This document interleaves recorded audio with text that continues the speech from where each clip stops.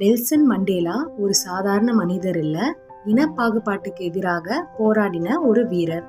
இதனால 1962ல கைது செய்யப்பட்டாரு. 27 ஆண்டுகள் சிறையில் இருந்தாரு.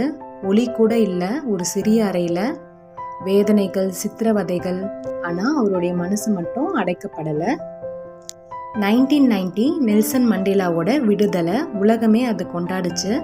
அவருடைய நட மாறல, அவருடைய மனம் மாறல, அவருடைய போராட்டம் வெற்றி அடைஞ்சது.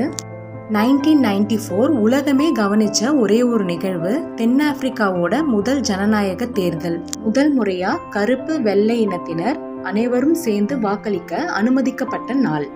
மக்கள் ஒன்னா சேர்ந்தாங்க. நம்ம யாருக்கு வாக்களிக்கணும்?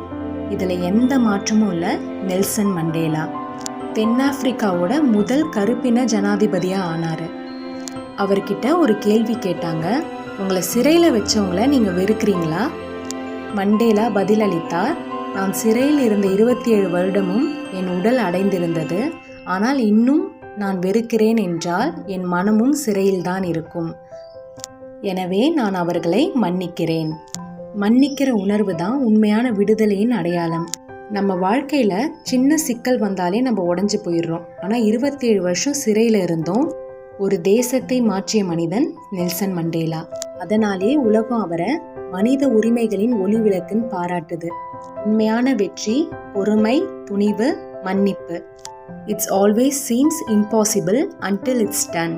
Nelson Mandela. இந்த ஸ்டோரி உங்களுக்கு பிடிச்சிருந்தா நம்ம சேனலை சப்ஸ்கிரைப் பண்ணுங்க. தேங்க்யூ.